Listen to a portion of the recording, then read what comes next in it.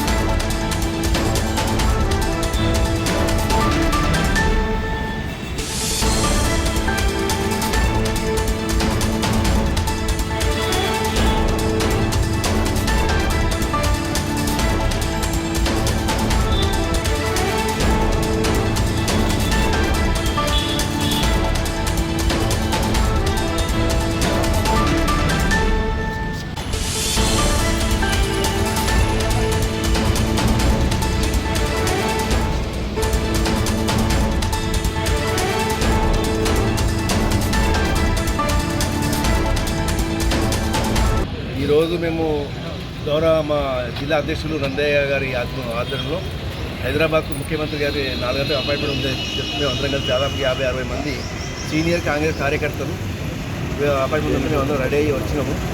అన్ని కారణాల వల్ల ముఖ్యమంత్రి గారికి ఏదో పని జ్వరం వచ్చిందని తెలిసింది, పోస్ట్పోన్ అయింది. రేపు మరి ఎప్పుడు మరి వెళ్దాము. మేము వెళ్ళేదానికి కారణం ఏంటంటే మేము సీనియర్ కాంగ్రెస్ పార్టీ కార్యకర్తలము, నాయకులు కూడా మేము వేరే పార్టీలో ఎప్పుడు పోలేదు. ఇప్పుడు మాకున్న మా పార్టీ మా నాయకుడు జీవన్ రెడ్డి గారు పార్టీ మారడం వల్ల మేమంతా అయోమయంలో ఉన్నాం. కాంగ్రెస్ పార్టీకి ర్యాలీగా పనిచేసేటప్పుడు వేరే పార్టీకి మేము వెళ్ళి పనిచేయలేము. కాబట్టి మేము మా పరిస్థితి ఏంటిది, ఇప్పుడు జిల్లాలో మా పరిస్థితి ఏంటిది అని చెప్పని ఈ విషయంలో కూడా క్లారిటీగా ముఖ్యమంత్రి గారిని తెలుసుకొని మమ్మల్ని ఏ ప్రోత్సహిస్తారు, మమ్మల్ని ఏ విధంగా వారు చెప్తారని ఉద్దేశం కొద్ది మేము అందరం కలిసి పోవడం జరుగుతుంది.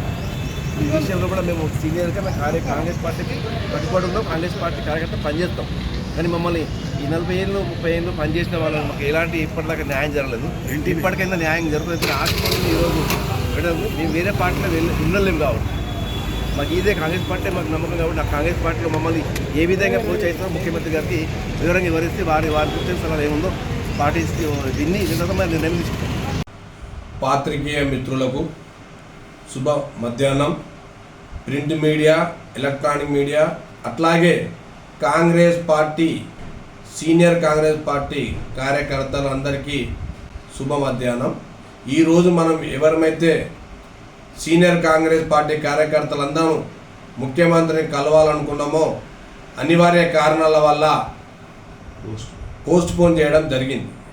ఆ పోస్ట్పోన్ అనేది దేని కొరకు జరిగిందంటే ఈరోజు తెలంగాణ రాష్ట్ర నియోజకవర్గాల పునర్విభజనకు ప్రెస్ మీట్ ఉన్నది కాబట్టి దాంట్లో భాగంగా ఈరోజు వీలు కావట్లేదు. వివిధ పత్రికలలో స్క్రోలింగో జరుగుతూ ఉన్నది. ఎమ్మెల్యే గారు అక్కడికి పోయినరు, మంత్రి గారు మాట నడుస్తలేదు. అటువంటి విషయాలు అటువంటి ఏం లేవు.